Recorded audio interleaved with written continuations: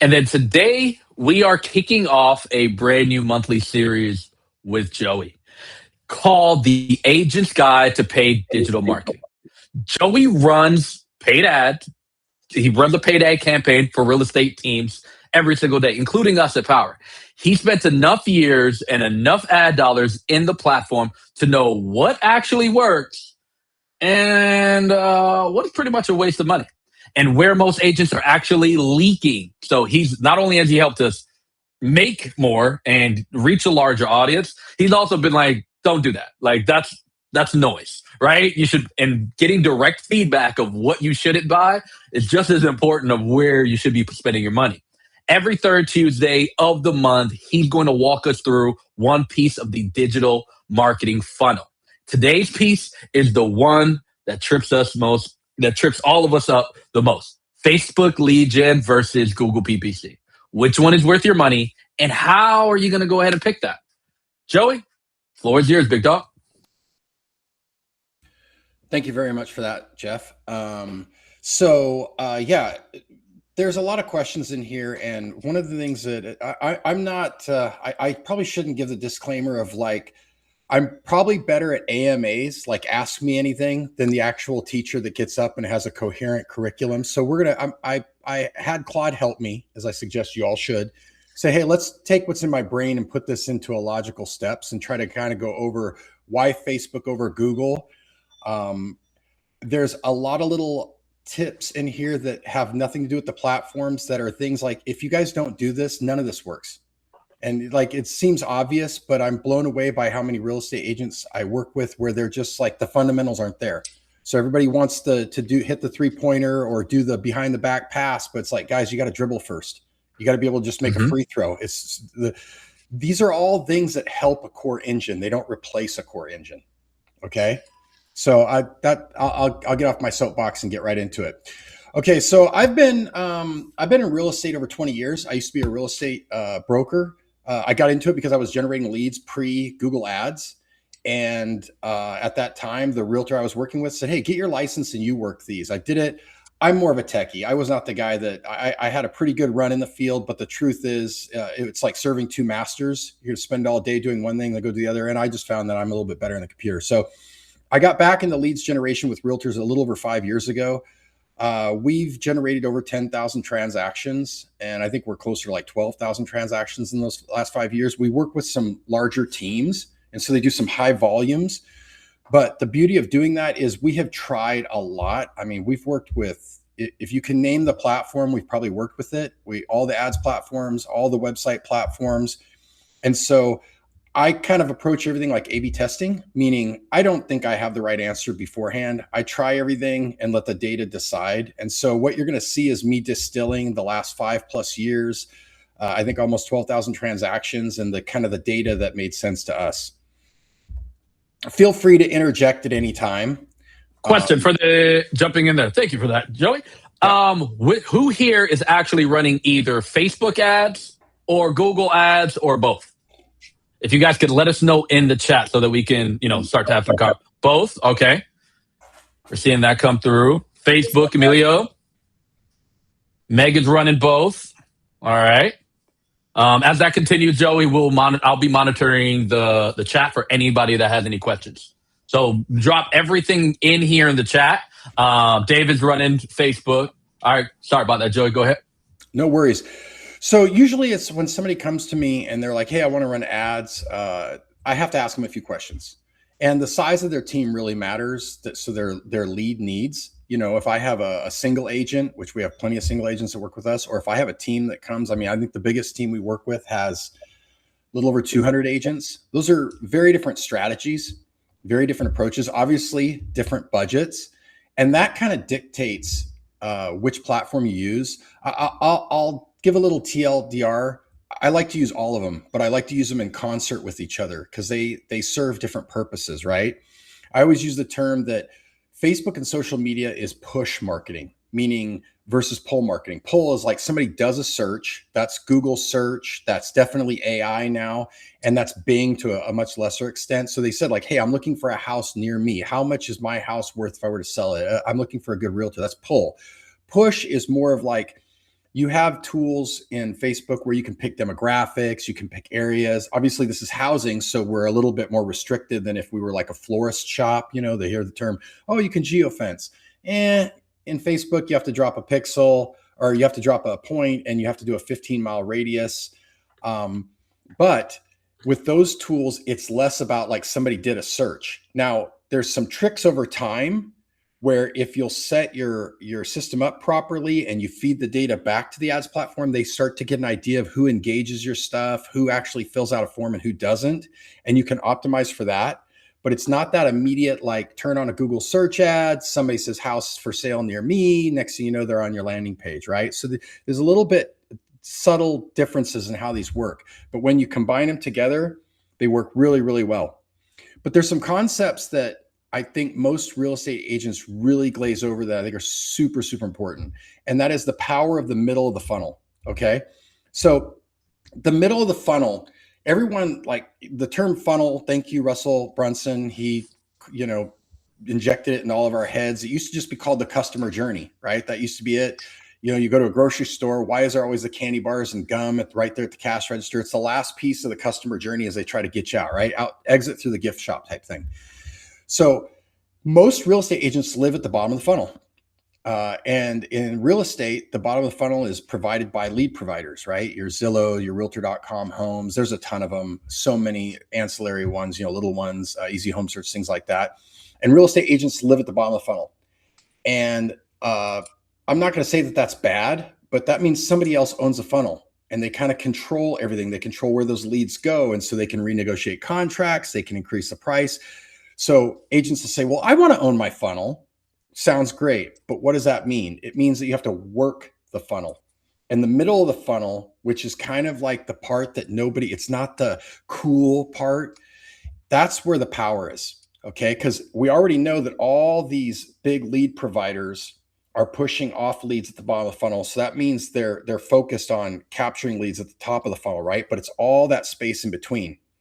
And when you take in information like the average lead to transaction in the United States is 10 and a half months. That's a really long time. That's the average. Now, granted, Can you say that one more time, Joey? The average lead to transaction. Hey, I generated a lead. We're in escrow is 10 and a half months. Okay. That's really, really long. In fact, I don't know of a longer sales cycle of all the industries I've ever worked with. I've never seen a longer sales cycle.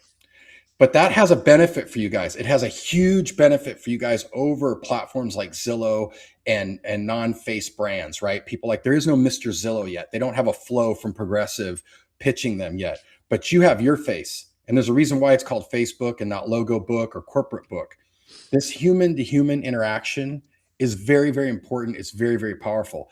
That's one of your competitive advantages over the leads platforms or even the super mega brands, right? Is that you can put your face in front of them. And we'll kind of talk about that. But that's the middle of the funnel. It's not necessarily, it might overlap a little bit with the bottom of the funnel, a little bit of the top of the funnel. But the truth is that middle of the funnel where a lead's been generated, they're kind of searching, they're thinking about maybe selling their house and buying another house. Maybe they're buying their first home, whatever. You have a long period of time to brand yourself, right? And separate yourself from everybody else. Because two key factors I always try to tell somebody is, number one, with the exception of your family, there are no exclusive leads. If they're in your database, they're in several databases. They're definitely in the leads provider databases. And so that's a lot of noise. And by you branding yourself, you become the signal, and you do that in the middle of the funnel. Okay. So Google captures demand. That's kind of what I was saying about pull. Somebody says home for sale. Meta kind of creates it. If you just set up generic ads with Meta and you're just running this stuff and you don't have it optimized with your website where you have it connected and you don't have data going back from the CRM to the ads platforms, Facebook can't really learn what was a good lead versus a bad lead. But if you'll wire it up properly, and you'll track those conversions, you send them back, you set up your CRM to send data back, and you say, hey, look, I had a great conversation with this person. This is what I would call a qualified lead, right? So it's like another event. So they filled out the form, but a lot of people fill out forms. To give you some data, if you convert from a pay-per-click to an actual form submission at 10%, you're doing fantastic. So that tells you if 100 people clicked an ad and went to your website, on average, 90 plus are going to just bounce. Okay. So you can see you're dealing with very low conversion rates. If on top of that, let's say 4 of those 10 are actually people that you could get on the phone at this point, and that's important because just because you can't get them on the phone immediately doesn't mean you can't get them on the phone later. This is what I meant when I was talking about like the core fundamentals, right? Everything is built on your ability to have conversations with people. If you can't have conversations with people, it's going to be incredibly hard to convert leads because somebody else will have a conversation with them. So Joey, question.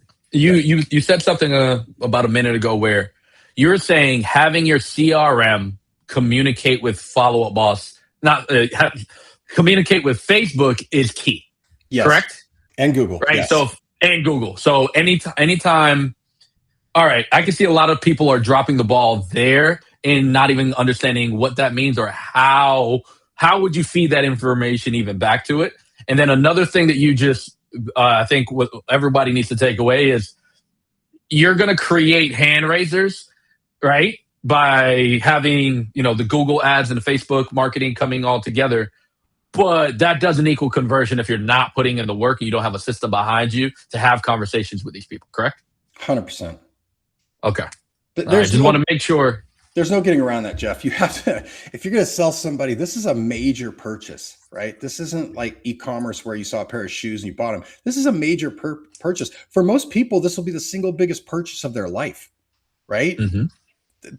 You've got to have some human contact, right? You've got to, and not just opening the house for them. You're going to want to have a level of communication with them. And then you're going to want to record that in your CRM so that data gets sent back to the ads platform. Because what you start to do is you start to train the AI that sits underneath Facebook and sits underneath Google. And they've been using AI since 2015. It's not the AI that you and I are used to right now with like Claude and ChatGPT, but it's called machine learning. They have been optimizing their systems through machine learning for over a decade, right? That's how they know, like, okay, I sent all these people to Jeff's site, but these people filled out the form. And then Jeff told me these are the people that actually did transactions with him. You send that back and Google and Facebook will start to walk in, if you set it up right, and say, okay, I see the difference between someone who went to your site, someone who filled out your form, and somebody that you're actually making money with. And you said you want to optimize making money. So let's target that. They're not going to tell you and I what those data points are, but internally they're looking at them and tracking them. Does that make sense? Yes, sir. If we were to use e-commerce, I don't know if I'm gonna go off the rails too far. If we were to use e-commerce, think of the difference between add to cart and actually purchase. You know that if you go to Amazon, they know what you did. They know if you added to cart, you're going to see an ad that follows you around with the product that's in your cart. And if you purchased, you're not going to see that ad. They know that. They're firing off those same events to the ads platforms and saying, put this ad in front of Lisa. Okay, she bought, take that ad down. Now show her, upsell her, show her what great hat would go with those boots she just purchased. Right. So they're firing all that. Almost no real estate agent has any of this set up. In fact, I can't think of anybody I've ever worked with that had it truly fully set up. So that's very, very important. Okay. So you're going to set up these audiences for things like retargeting. So this is the middle of the funnel. So you've set up your website, you set up your pixel, your Google Ads tag. You've told it, hey, this form is a conversion.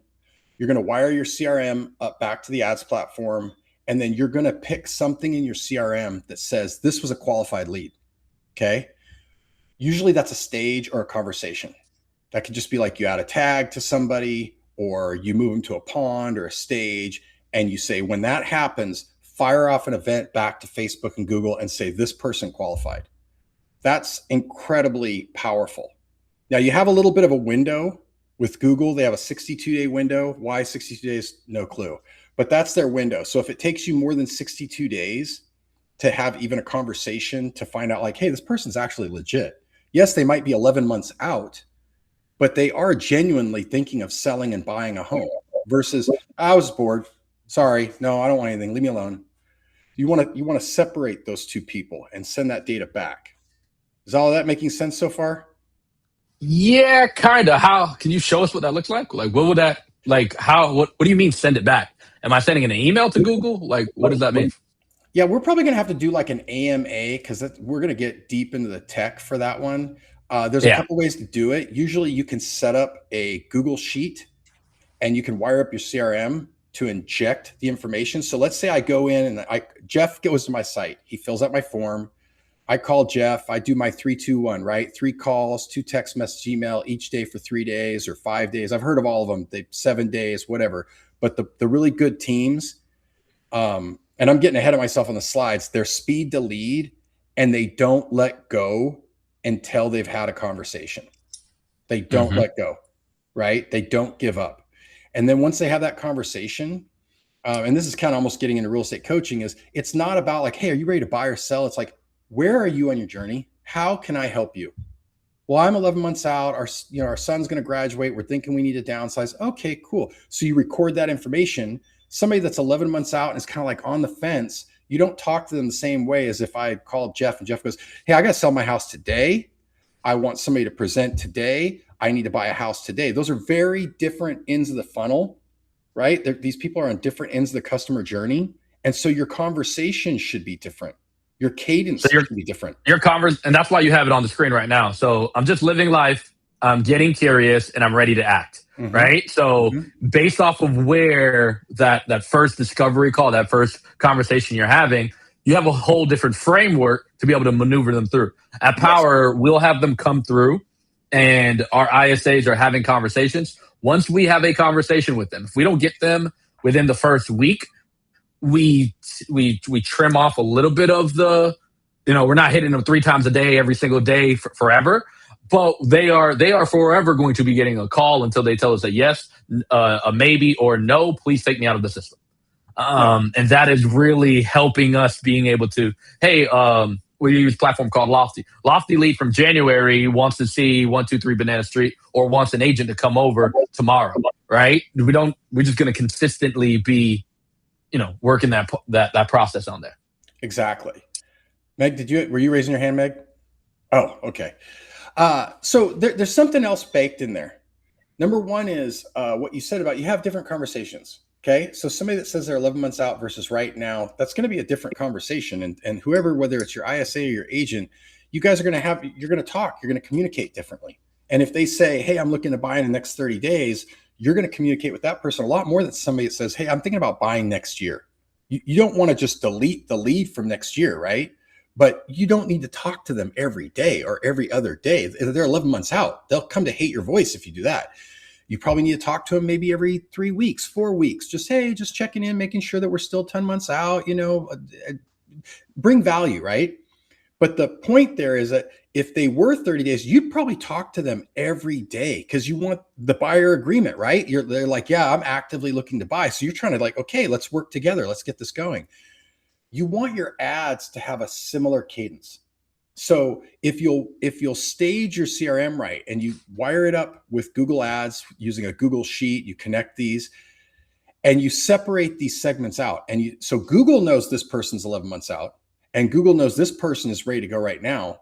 You can say the message can be different. You can have different ads, different video ads. I'm heavy on video. I think video is grossly underutilized. It is insanely cheap to deliver for now. And it's been going up over the last few years. We've seen a 300% increase, but it's gone from like a penny to 3 pennies, right? 4 pennies, still insanely cheap for delivery, right? So the person that's at the bottom of the funnel, they should see your ad a lot more. The frequency should be a lot higher. They should see Jeff every day in their Facebook, Instagram, and YouTube stream. The person that's 11 months out, if they see Jeff once a week, 4 times a month, that's good enough. It's just, oh yeah, that's right. That's the guy we talked to on the phone. Oh yeah, that's right. That's Jeff. So just like you would have your cadence for emailing, calling, texting, different for someone in the funnel, you need your ads frequency to mirror that, to mirror the message and to mirror the frequency.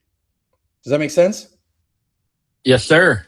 Okay. Paige, I think Paige just wrote, she understands the concept. Will we be going over ad CRM spreadsheet setup today at all? No, but we can do that maybe we set that up for the next one.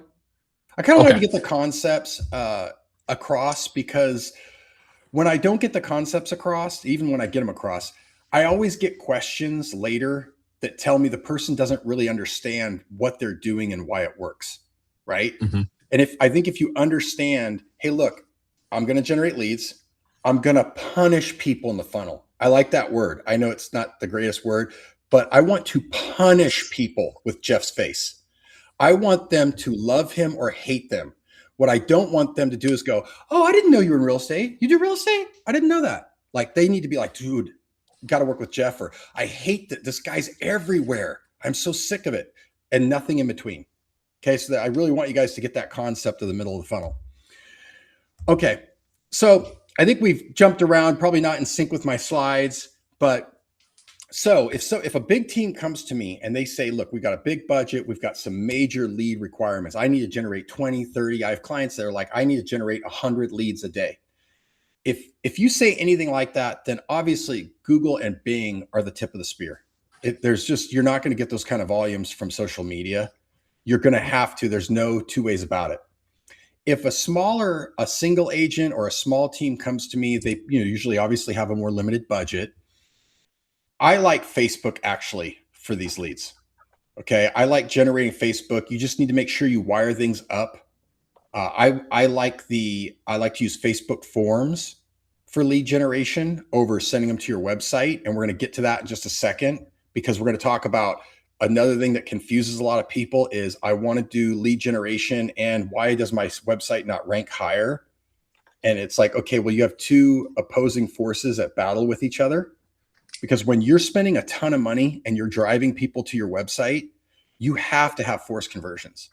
You will blast through money. If you just like, hey, do you want to sign up? They're going to be like, no, but you already paid for them, and you will burn through a lot of money. So how you get around that is you have the classic forced registration form, the little pop-up. They see the house, they love it, and all of a sudden it says, well, if you'd like to continue looking, I need your contact information. Yeah, it's annoying, but you will burn through your money and generate no leads if you're using PPC and you don't have forced registration, regardless of whether you do it on the third listing or the first listing, or however you go about it, you have to have it. Well, what that does is now you're going to have a very high bounce rate. What does that mean? Well, remember when I told you we had 100 people go to your website and only 10 filled out the form? 90 of them bounced, meaning they went to your website, the form popped up, and they said, I'm out of here. That is a super negative signal to Google for SEO. It says, oh, I guess that site's not really what they were looking for, right? Very bad. So that's going to bring your SEO way, way, way down across the board. It's people don't like your site is kind of the thing that the signal it's sending. So we have to choose. If we're going into this as a team or as an agent, you need to kind of make a decision. What's more important to you in that moment? Yes. Is it going to be the best SEO, or are you going to be in the business of generating leads coming in that way? Yes. And there's the strategy when someone says, well, I want both. Okay, you're going to have two websites. You're going to have an SEO website that's very branded. This is your face, your brand, all your social profiles linked to it. Everything links to this site. No forced registration. Agent Fire does a fantastic job.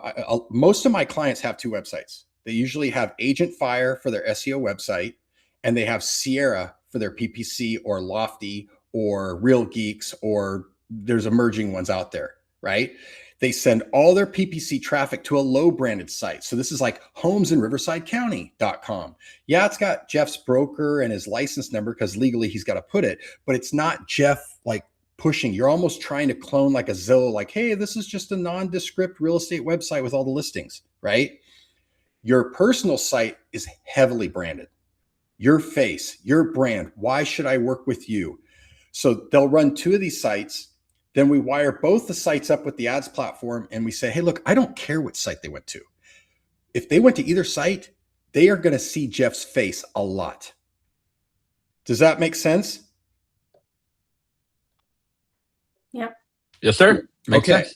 So when a smaller team comes to me and they say, hey, we've been publishing a lot of blogs, we've been working really hard on SEO, I say, okay, let's leave that alone. And they don't necessarily want to take on another site. Okay, great.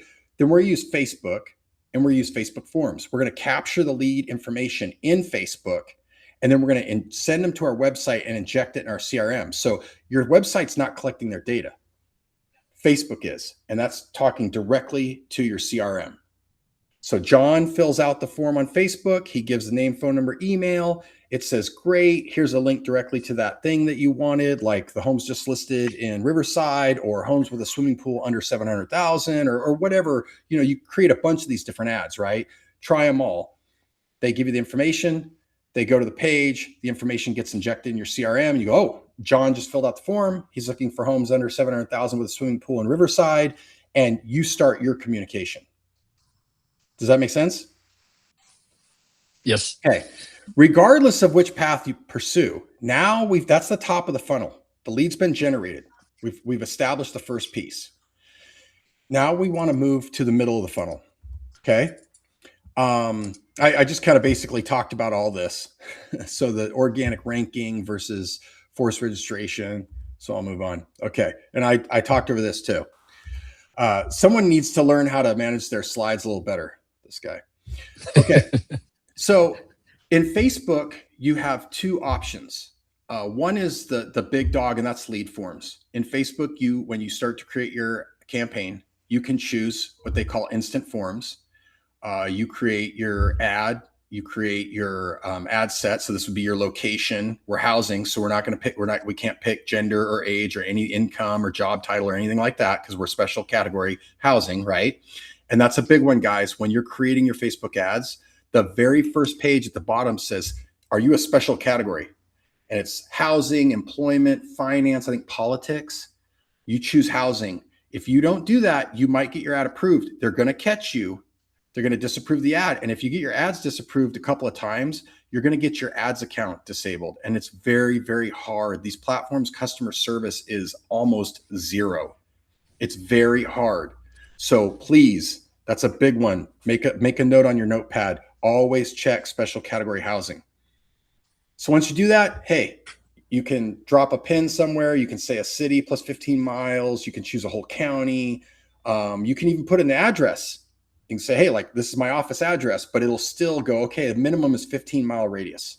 And a lot of you will be like, well, Joey, I don't service that big of an area. Okay, but we're going to get down the road a little bit and say, if we wire that CRM up to Facebook properly, and we're telling it the good leads we're getting, it will start to narrow down, because in the background, it'll be like, I noticed the demographics, I noticed the income, I noticed the location of the people that Jeff is saying is converted.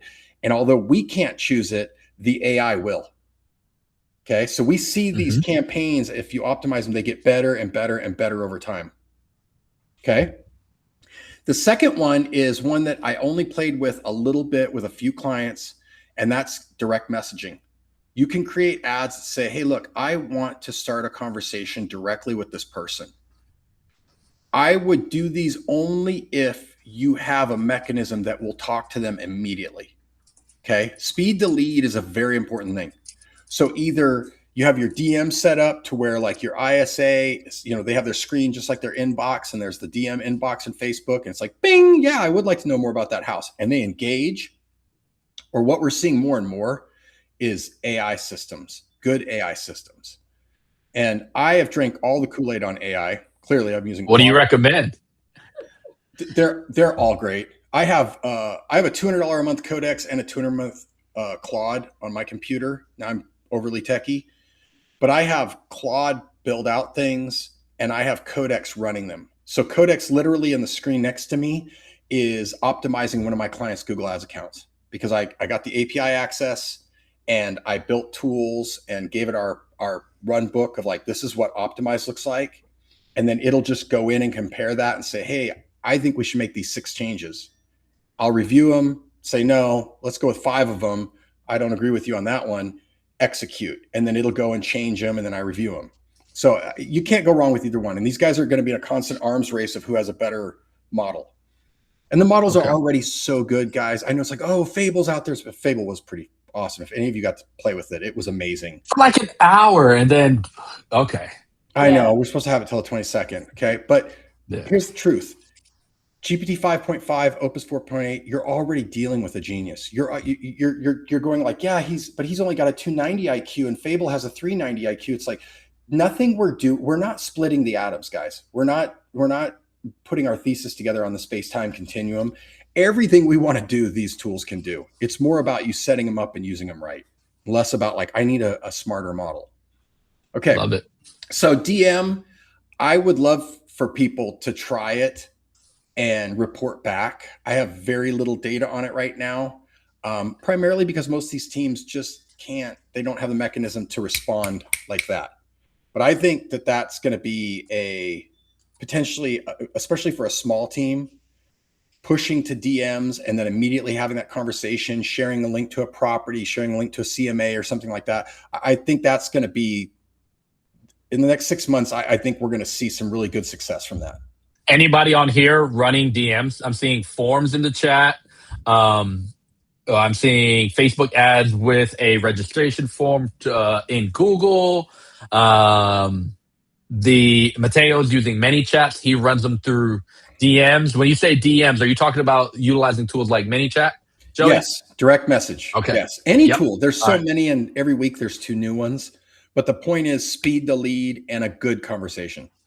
And guys, on this, I'm going to call her out even though she's not saying it. Meg Schaefer. Go talk to Meg Schaefer if you need a breakdown on how to utilize any of these tools, right? Absolutely. Sorry, Meg. You know, Jeff. I'm gonna shout you out. Go talk to Stan's store in ManyChats. Go look at her session that she did. All right, Joey. Okay.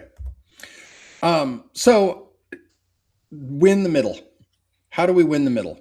Okay, so we know that we've got all these months to brand ourselves. We know a couple things going on. Number one, we established if we have the lead, almost everybody probably has the lead. The person's in, just assume the person's in at least 10 other lead generation systems, right? Or real estate agent CRMs. So how do we distinguish ourselves from all of them? Personal branding. This is where I love video. This is where YouTube, which are Google video ads, you have to have a YouTube channel, you push your videos YouTube. They can be unlisted. They can't be private. So they can be unlisted, meaning if somebody goes to your channel, they don't see them. But then you can use them, you can embed them in your website, and you can use them as Google video ads. And video is insanely powerful. If you make vertical videos, they're called shorts on YouTube, they're called reels on Instagram and Facebook, and they're called TikToks. And I would, if you wire it up right, meaning you tell the platforms, hey, look, I only want to retarget people that are in my funnel, you really optimize your ad spend. If you're just blasting everybody in the county, then you can burn through a lot of money. But if you'll wire it up right and say, hey, look, this is my funnel. Here's my CRM. So here's my funnel, Facebook, Google. This is who I want to see this, right? Even with TikTok, we don't do a lot of TikTok, but you deploy the pixel and you set up a retargeting audience. It's the same concept. They're going to your website. All of a sudden, you're in their TikTok stream. Okay, super important. Video is super important. So I could get into what videos work if you guys want, because that's usually the next thing is like what kind of videos work versus videos that don't work. I'm probably going to tell you something that is going to go against what you've heard, but based on the data we've seen, people don't want you to be entertaining. People want you to be the professional. They want you to deliver value. So with our clients, what we usually have them do is create a set of USPs, unique selling propositions. Why would I work with Jeff? And it doesn't matter why. I won't get into that. That's great for a real estate coach to tell you. But if I were to walk in your office, say, hey, I have this really nice property. I'm thinking about selling it, and I want to interview a few different agents. Can you tell me, Jeff, why I'd work with you?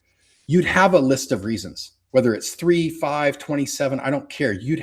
I would hope that you would have something to say, this is why you should list your house with me, Joey. This is why you should let me go show you homes and sign this buyer broker agreement and represent you as a buyer, right? You'd have something. Take that something and turn each something into a video, right? So don't make a video of, this is my 27 reasons you should work with me. They're going to shut down. If you have 27 reasons, which is a lot, most people have like 3 to 5, you're going to make one video per reason. Okay. You can even, if you want to get an A+ in the class, you're actually going to make 3 versions of the video. You're going to make a 15-second traditional horizontal video, the traditional YouTube. Why 15 seconds? Exactly. It's non-skippable.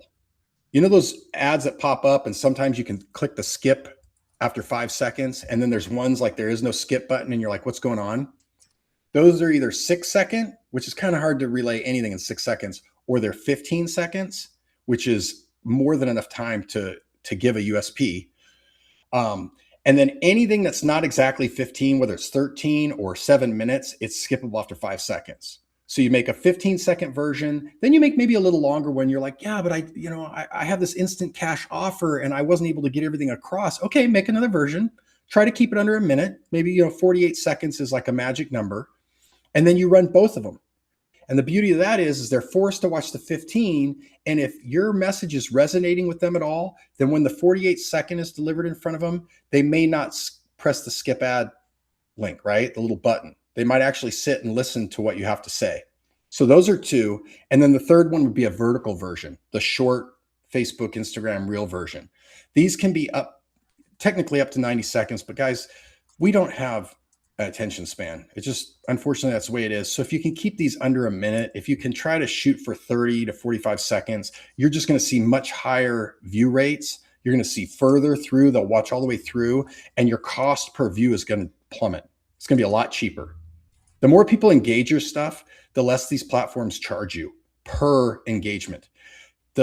When people don't engage your stuff, they're like, this isn't really good. So I got to charge this guy twice as much to push his stuff that nobody likes in front of them. So keep it short and tight. You're going to create a YouTube a Google video campaign using your YouTube videos. You're going to use retargeting audiences. Okay. And I want to get into that a little bit, and this gets a little out there. You're going to do the same thing with Facebook. So all of a sudden, somebody's gone to your website, whether they got there through Facebook form filled out and then landed on your site, or they clicked an email, or they clicked, you were doing Google PPC, they've landed on your site. Now they're going to see you.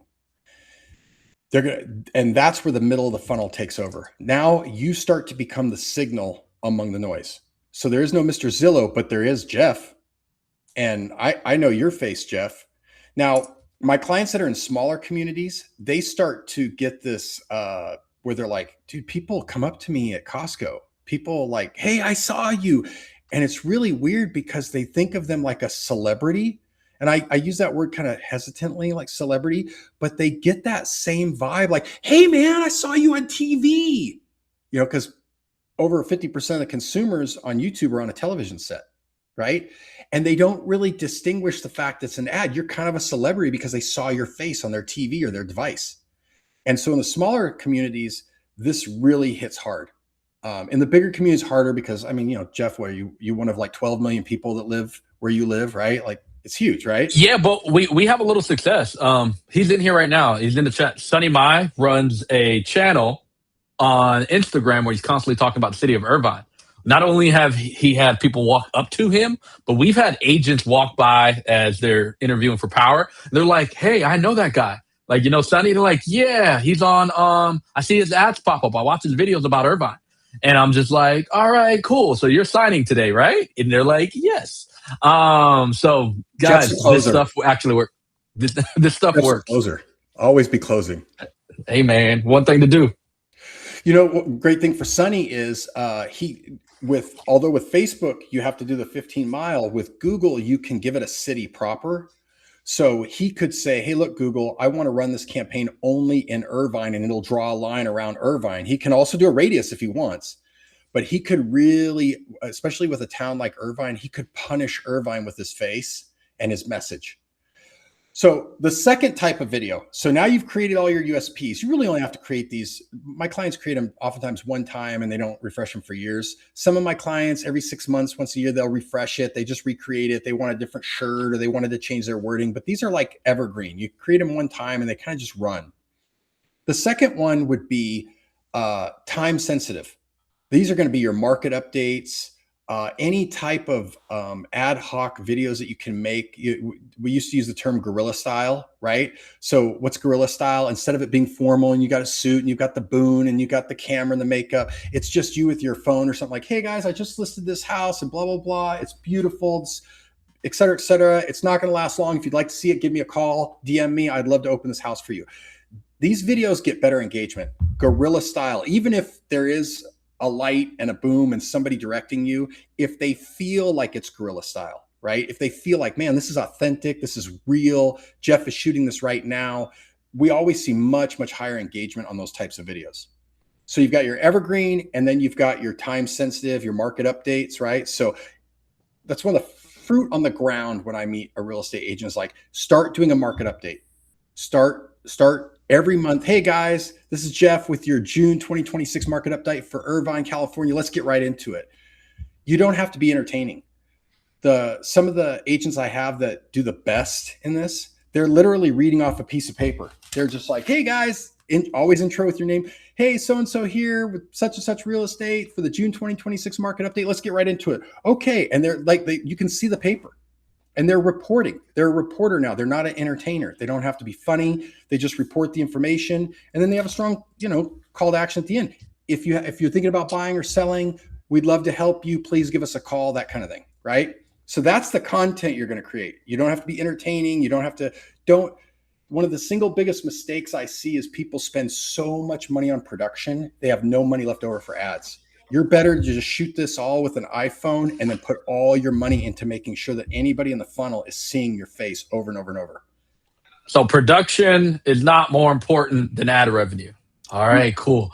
Take a deep breath, everybody. It doesn't need to be the most sharpest looking $4,000 camera. Take out your phone, upload a script. I use something called BigVoo, where I can literally just literally look at my phone and I'm reading it. I can have instant edit stuff, shoot it over, get it over to the people that are going to get it to Joey, and bada bing, bada boom. It's uploaded. It's ready to go. And those perform, like Joey was telling me this, and I was like, nah, big production, big production. The things that I've sent over to Joey that are low it takes me 2-3 minutes to actually do what I need to do and get it to who it needs to get to. Those are the things that are generating the hand raisers that are coming in. So this is all factual information, guys. And Meg, yes, you use BigVoo as well. So I kind of went over this already. The middle is one on video. This is how you separate yourself from brands. Since there is no Mr. Zillow, there is no Mr. Holmes. I know they got actors to play, but you're a real person that they can actually meet and talk to, right? Okay. One of the other things was, I talked about this a little earlier, the cadence. If somebody's 11 months out versus somebody that's a month out, those conversations should be different. They're similar, but they should be different. And the cadence should be different. I don't need to talk to the guy 11 months out every day, but I should make sure that I have my CRM set up in such a way that I know, like, who should I talk to today? So I talk to my people getting ready right now, but I also have a list that shows me who's X number of months out and I haven't spoke to in X number of days. So if somebody was 11 months out and I haven't spoke to them in 30 days, they're on my call list today. I need to talk to them today, right? And lead with value. So I'm blurring the lines on real estate coaching because I'm not a real estate coach at all. But this is simple things. Like, just do the job. Like, someone came into your CRM, someone rose their hand, have a conversation. Based off of that conversation, what is going to be your output and your cadence of what you're talking to them about? If you're aggressively trying to close them and they're 11 months out, they are going to ghost you. It is your fault. It is not them. It is you. Will they buy? Yes. Tools like Fellow will tell you that every single morning.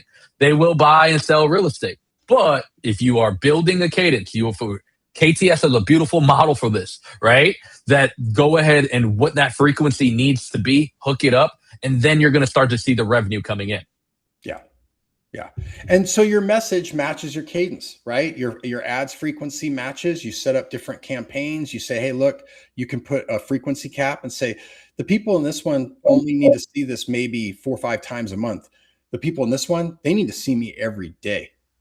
Right. So that's really important is setting of the cadence and the message to be just like what you would do in person. The same type of conversation I would have with Lisa, the same things I want to say to Lisa now, I should have videos that say those things. That's what those USPs are, right? And then if you're just adding the fact that what is the market update? What do the Guerrilla videos do? It puts your face in front of them and it reinforces Lisa knows real estate. Every time I see her, she's talking about this market update and why interest rates probably won't go down and why the buyer market seems, like light. You're just branding yourself and you're pulling yourself away from the pack of just noise, of just search alerts and Zillow and stuff like that, right? Okay, so you've got to deploy when you set up a Facebook account, you set up a Facebook pixel, you set up your Google Analytics, you get a little tag. You set up your Google Ads, you get a Google Ads tag. There's a ton of different ways to do this. There's a bunch of different tools, but you got to get these in your website, and you've got to tell the ads platforms, these are conversions. Then the next step is to do the same thing with your CRM so that you can say, these are qualified conversions. Of those 10 you gave me, these 2 are legit. After a certain period of time of running your ads, let's say 30 to 90 days, depending on the volume, you can switch your goals from the website conversion to the qualified conversion. But it's got to have enough data. That's why I say 30 to 90 days. Big giant teams that are just punishing, leads generation, they can do it in 30. Single agents, they're generating a few leads a month, maybe a transaction here and there, a couple of great conversations. It might take them 90 or more days. Usually the magic number is 28 conversions.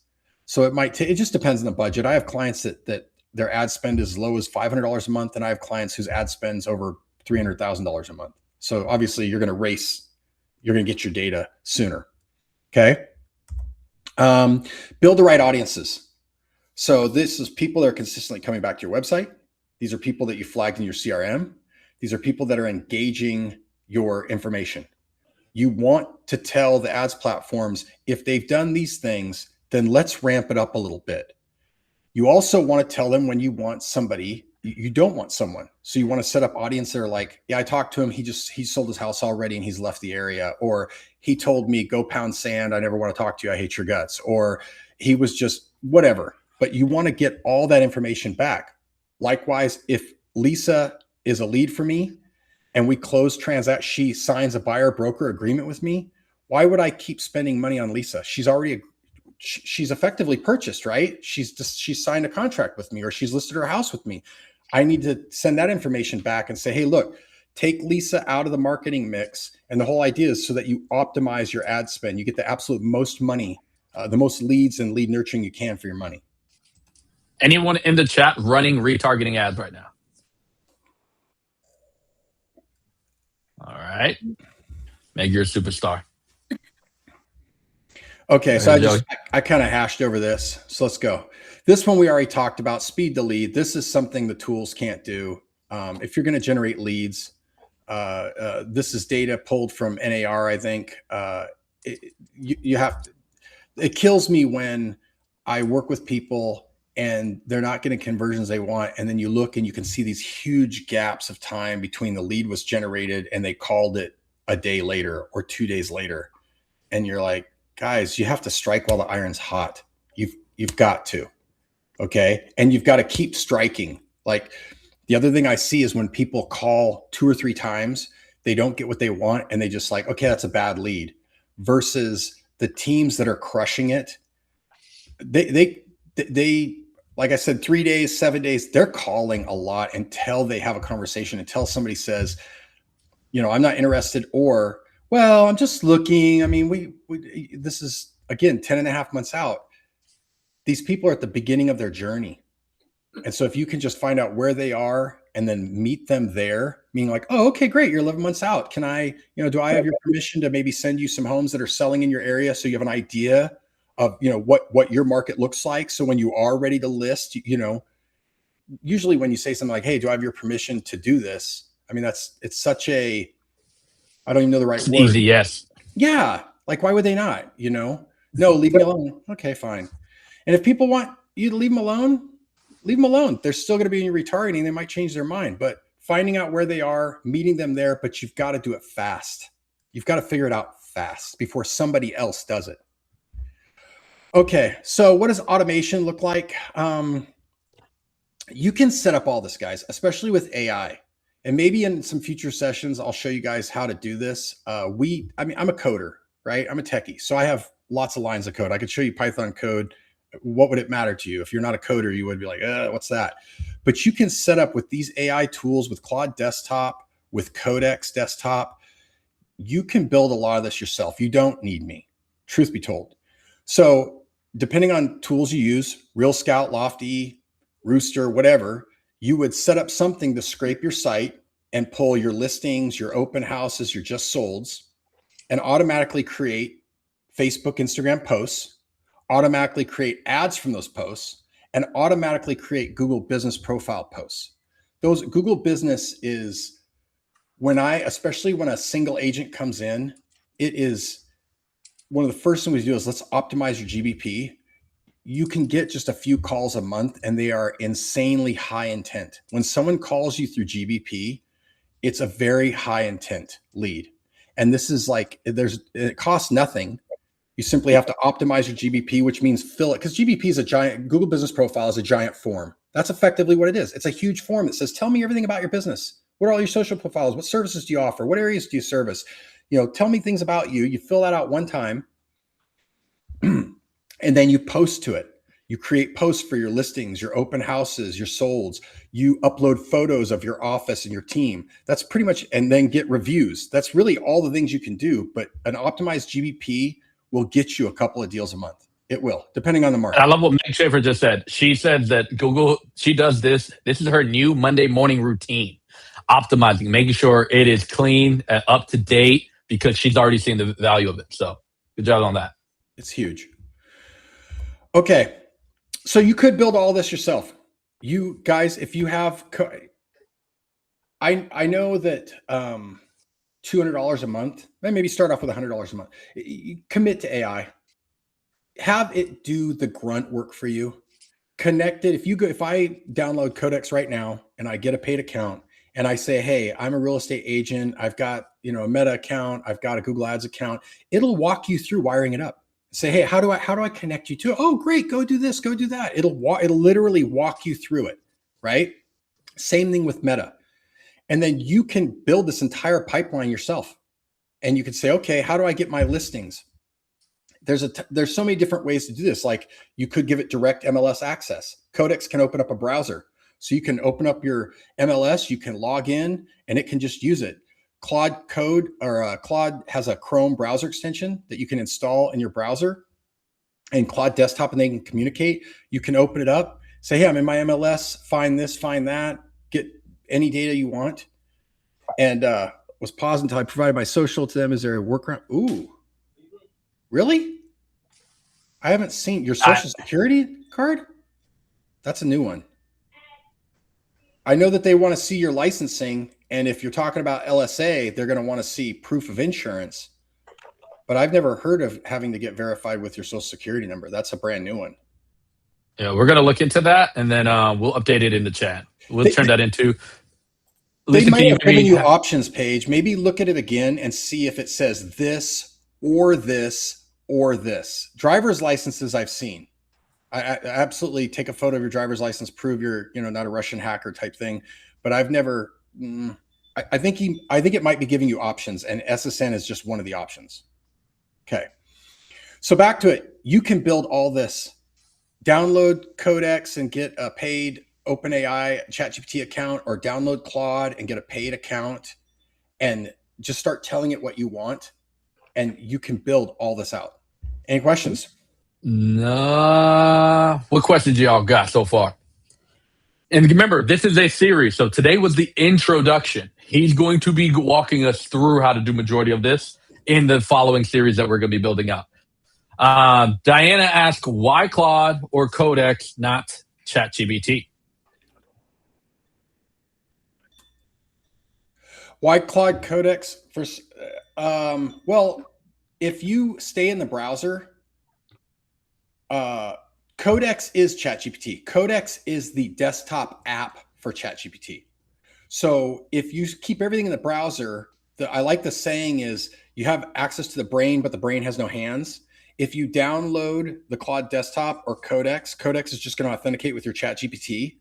Now it has hands. Now it can go and create files for you. You can give it access to tools. It can open up a browser and start doing things for you. So Codex is ChatGPT. All right. Sorry, guys. There was somebody knocking on my door so I got a little distracted there. You're okay. All right.